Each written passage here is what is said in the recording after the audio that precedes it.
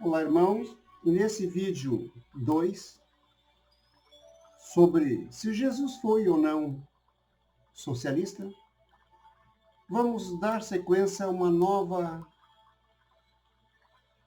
enfoque. O que nós queremos do poder terreno e o que Jesus queria do poder terreno? Será que sabemos o que é socialismo espiritualista? Ou somos como a grande massa manipulada que confunde tudo enquanto acha que está sendo cristão? Repetindo o início do vídeo anterior, se estivéssemos hoje à frente de um conglomerado industrial ou financeiro e Jesus nos dissesse: vai, vende tudo o que tem e dá aos pobres, e terás um tesouro no céu, o que provavelmente responderíamos a Jesus? Com certeza, em nossa santa ignorância, o chamaríamos de comunista e provavelmente também gritaríamos, com raiva: crucifica-o, crucifica-o. Não é o que a maioria está fazendo hoje? Peço a todos que não misturem a doutrina espírita com formas de poder terreno para não transformá-la em um novo Vaticano. Recomendo para os que compreenderam o texto em O Evangelho segundo o Espiritismo conhecer a verdade para praticá-la. Que leiam a obra citada no vídeo anterior, Leon Denis, O Socialismo e o Espiritismo, escrita em 1924 e destaco novamente, editado pela Federação Espírita Brasileira. Contra o socialismo político como forma de governo, mais conhecido como comunismo materialista, não consigo esquecer de Jesus nas escadarias do templo. Segundo o italiano Pietro Baldi, no livro Cristo, capítulo 5, este momento foi o de maior decepção para Jesus. Após 3 anos ensinando, exemplificando, o povo não havia entendido. Compreendamos primeiro como as profecias sobre a vinda do Messias eram interpretadas pelo povo. Sobre isso escreve Pietro Baldi: Jerusalém almejava um Messias poderoso na terra, voltado para triunfos políticos, rico de meios e de honrarias, vencedor dos inimigos do povo de Israel. Por isso, o triunfo do Cristo no dia de seu ingresso em Jerusalém se baseia sobre um mal entendido.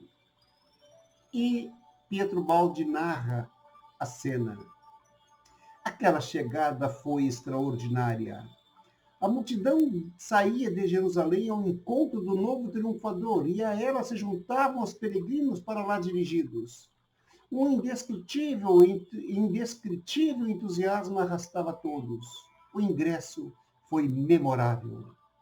Durante horas, as ondas desse imenso mar da multidão se agitaram e se abriram, dando passagem à modesta cavalgadura, até quando o aclamado dela desceu, tendo chegado aos pés da imensa escadaria que do Cedron subia até o templo.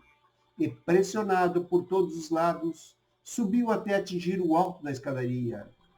Dos declives das oliveiras, do vale Cedron, dos terraços das casas, dos beirais das portas e das árvores, de cada saliência do terreno que permitisse uma vista mais livre, toda uma imensa multidão aclamante fitou aquela figura que havia parado e olhava em seu redor. Então a multidão que gritava: Hosana, bendito aquele que vem em nome do Senhor, emudeceu. Em silêncio todos esperavam um gesto, uma palavra. Jamais houve um instante tão decisivo na história do messianismo. Aquele gesto e aquela palavra teriam podido desencadear o povo, expulsar os poucos romanos do presídio, proclamar o reino de Israel. Jesus olhou à volta e, no meio daquela imensa multidão, sentiu-se só. Era o ocaso. Enrolou-se no seu manto e foi-se embora. Sobre quantos ali ficaram desceu uma densa sombra de desilusão. Deste momento em diante inicia-se uma surda rebelião contra o falido Messias. E assistir-se-á à sua explosão, com o furor do povo perante o tribunal de Pilatos. Este, conforme relata Marcos em seu evangelho, assim se expressou. Que desejais, pois, que eu faça daquele que vós chamais Rei dos Judeus? E eles gritaram com insistência: crucifica-o, crucifica-o. Cristo quis permanecer fiel à sua ideia e repeliu, à guisa de uma tentação, a oferta de seu povo. Assim, ele foi verdadeiramente rei, mas de valores espirituais eternos.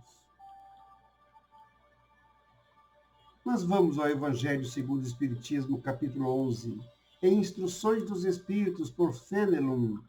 A tarefa é longa, diz ele, e difícil, mas cumprir-se-á. Deus o quer, e a lei de amor constitui o primeiro e mais importante preceito da vossa doutrina, porque é ela que um dia matará o egoísmo, qualquer que seja a forma sob que se apresente, dado que, além do egoísmo pessoal, há também o egoísmo de família, de casta, de nacionalidade. Disse Jesus: amai o vosso próximo como a vós mesmos. Ora, qual o limite com relação ao próximo? Será a família? Aceita a nação? E pergunto eu, será o capitalismo selvagem como vemos ou um socialismo espiritualista como desejamos? E conforme Fenelon, nos mundos superiores, o amor recíproco é que harmoniza os que os habitam, e o vosso planeta, destinado a realizar em breve e sensível progresso, verá seus habitantes, em virtude da transformação social, porque passará a praticar essa lei sublime, reflexo da divindade. O que está no Evangelho segundo o Espiritismo acorda com Leon Denis na obra Socialismo e Capitalismo.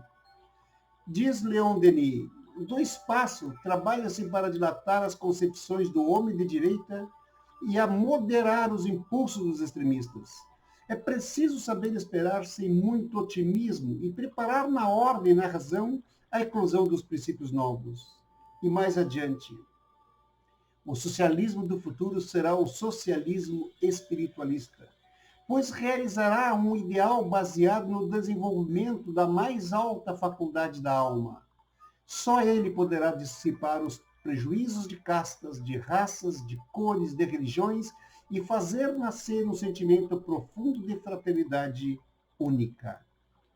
O Espiritismo, continua ele, é um poderoso meio de propaganda e de realização de todos os ideais grandes, generosas e humanitárias. Ele oferece ao socialismo uma base e uma sanção, demonstrando que os princípios de solidariedade, de fraternidade e de justiça, que constituem sua própria essência, se encontram nas leis universais. É a regra dos mundos superiores. Será que realmente queremos o melhor para toda a sociedade? Ou também caímos no discurso do ódio às classes sociais e às diferenças? Diz Pietro Baldi em A Nova Civilização do Terceiro Milênio, obra que eu recomendo que conheçam. A Nova Civilização do Terceiro Milênio. O único sistema perfeito é o socialismo convicto e espontâneo de Cristo, que não agrava a situação, pondo em choque os interesses egoístas, mas começa pela afirmação e tomada de consciência da unidade espiritual, que não parte, como o socialismo humano, dos direitos e da luta, mas sim dos deveres e da paz. De fato, ninguém é mais coletivista que o individualista cristão. Em nenhum programa há tanto coletivismo como no programa social de Cristo. Aliás, é interessante saber que o Brasil é um país socialista. Você sabia? Pois está no artigo 3º. Constitui objetivos fundamentais da República Federativa do Brasil. Construir uma sociedade livre, justa e solidária, garantir o desenvolvimento nacional, erradicar a pobreza e a marginalização e reduzir as desigualdades sociais e regionais. Promover o bem de todos, sem preconceito de origem, raça, sexo, cor, idade e quaisquer outras formas de discriminação. Antes de nos assustarmos com o tema, pensemos em Jesus, que resumiu toda a lei e todos os profetas em amar a Deus e ao próximo como a si mesmo. Isso não é um socialismo espiritualista? Estamos praticando de verdade ou somos como os sacerdotes do tempo que Jesus chamava de hipócritas?